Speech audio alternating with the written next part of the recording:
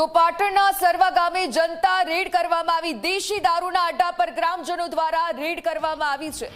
નોરતા, આંબલિયાસણ, હમીદપુરાના ગ્રામજનો પણ આ જનતા રેડમાં જોડાયા છે। 7 થી 8,000 લીટર દેશી દારૂ મળી આવ્યું છે। દેશી દારૂ બનાવવાનો કાચો અને પાકો જથ્થો પણ ઝડપાયો। ગ્રામજનોએ સ્થળ પર જ જથ્થો નષ્ટ કર્યો છે।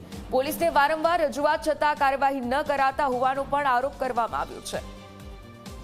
સંવાદદાતા પ્રેમલ ફોન લાઈન પર જોડાઈ ગયા છે। વિગતે જાણકારી લઈએ તેમની પાસેથી। પ્રેમલ, જે રીતે ગુજરાતમાં દારૂની રેલમછેલ ખુલ્લે આમ હવે તો જનતા પણ જાગી છે। જનતા રેડ કરવામાં આવી પાટણ ખાતે, શું જાણકારી?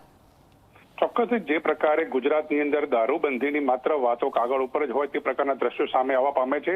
પાટણ તાલુકાનું જે નોરતા, આંબલેસણ ગામ, હમીદપુર તેમજ સરવા જે ગામ છે તેની આસપાસમાં અનેક દેશી દારૂના અડ્ડાઓ ધમધમતા હતા। ત્યારે આ બાબતની રજૂઆત છે જે ચારેય ગામના સરપંચો તેમજ ગ્રામજનોએ પોલીસ તંત્રને અનેકવાર લેખિત તેમજ મૌખિક રજૂઆત કરી હોવા છતાં પણ પોલીસ દ્વારા કોઈ પણ કાર્યવાહી ન કરવામાં આવતા અને પોલીસ તંત્ર પર પણ અનેક સવાલો ઉભા થતા જ ગ્રામજનો પણ જાગૃત બની ગયા હતા। અને ગતરોજ જે પ્રકારે સાંજના સુમારે આ જે ચારેય ગામની સીમમાં જે આવેલી દેશી દારૂના અડ્ડાઓ પર જનતા રેડ કરી હતી, તેમાં 7 થી 8,000 જે દેશી દારૂ હોય તેનો નાશ કર્યો હતો અને જે દારૂ સાથેનો અન્ય જે મુદ્દામાલ મળી કુલ 4 થી 5 લાખનો મુદ્દામાલનો નાશ કર્યો હતો। ત્યારે આ બાબતની જાણ સફાળી પોલીસ તંત્રને થતા તેઓ જાગી હતી અને તાત્કાલિક ધોરણે કાર્યવાહી પણ કરવામાં આવી હતી। પરંતુ જે પ્રકારે પ્રજાજનો જ્યારે રજૂઆત કરવામાં આવે છે ત્યારે પોલીસ કેમ કાર્યવાહી કરવામાં આવતી નથી તેવા પણ સવાલો અહીંયા ઉભા થવા પામે છે। જી બિલકુલથી આભાર વિગતો સાથે જોડાવા બદલ।